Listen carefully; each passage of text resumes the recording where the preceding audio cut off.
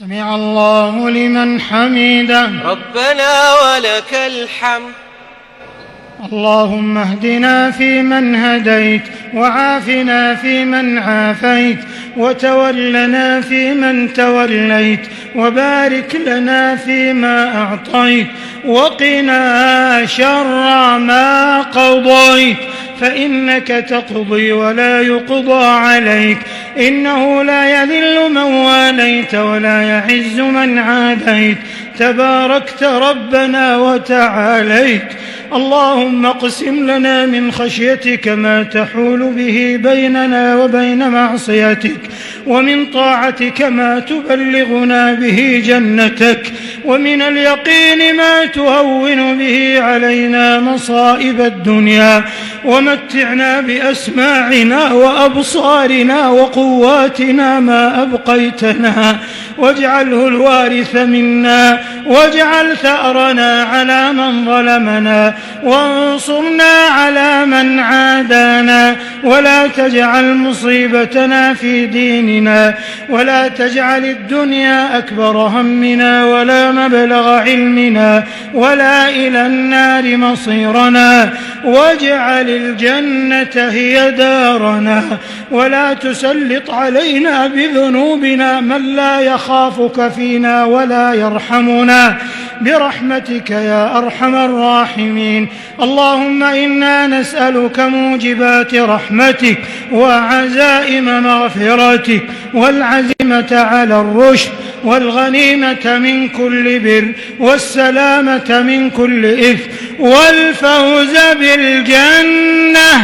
والفوز بالجنة والنجاة من النار، برحمتك يا عزيز يا غفار.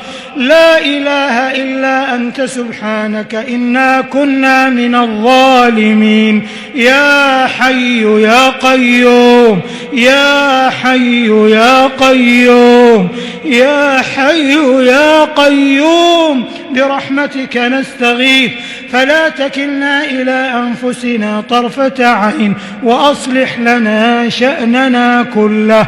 اللهم اكشف الغمة عن هذه الأمة. اللهم إنك عفو تحب العفو فاعف عنا. اللهم إنا نسألك رضاك والجنة، ونعوذ بك من سخطك والنار. اللهم إنا نسألك إيمانا لا يرتد، ونعيما لا ينفد، ومرافقة نبيك محمد صلى الله عليه وسلم في أعلى جنات الخلد، يا أكرم الأكرمين يا أرحم الراحمين. اللهم إنا نسألك الفوز يوم القضاء، وعيش السعداء، ونزل الشهداء، ومرافقة الأنبياء، والنصر على الأعداء، يا سميع الدعاء. اللهم إنا نسألك من الخير كله عاجله وآجله ما علمنا منه وما لم نعلم، ونعوذ بك من الشر كله عاجله وآجله ما علمنا منه وما لم نعلم. اللهم إنا نسألك من خير ما سألك منه نبيك محمد صلى الله عليه وسلم وعبادك الصالحون، ونعوذ بك من شر ما استعاذك منه نبيك محمد صلى الله عليه وسلم وعبادك الصالحون، يا رب العالمين يا أرحم الراحمين يا أكرم الأكرمين يا أجود الأجودين. لا تفرق جمعنا هذا إلا بذنب مغفور، وسعي مشكور، وعمل متقبل مبرور، يا عزيز يا غفور. اللهم لا تدع لنا في مقامنا هذا ذنبا إلا غفرته، ولا هما إلا فرجته، ولا كربا إلا نفسته، ولا دينا إلا قضيته، ولا مريضا إلا شفيته، ولا ميتا إلا رحمته، برحمتك يا أرحم الراحمين. اللهم أعز الإسلام والمسلمين، اللهم آمنا في أوطاننا، وأصلح واحفظ أئمتنا وولاة أمورنا. اللهم وفق إمامنا خادم الحرمين الشريفين لما تحبه وترضاه من الأقوال والأعمال يا ذا الجلال والإكرام يا ذا الطول والإنعام. اللهم وفقه وولي عهده إلى ما فيه عز الإسلام وصلاح المسلمين وإلى ما فيه الخير للبلاد والعباد. اللهم اجزهم خير الجزاء على ما قدموا ويقدمون للحرمين الشريفين يا ذا الجلال والإكرام، ومن بذل وإنفاق وإحسان اللهم اجعلها علينا وعليهم مخلوفة يا ذا الجلال والإكرام.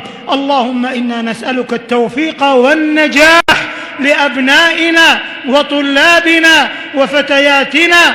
اللهم اكتب توفيقهم ونجاحهم وصلاحهم وفلاحهم، واجعلهم لأوطانهم قرة، واجعلهم لبلدانهم مسرة يا ذا الجلال والإكرام. ربنا آتنا في الدنيا حسنة وفي الآخرة حسنة وقنا عذاب النار.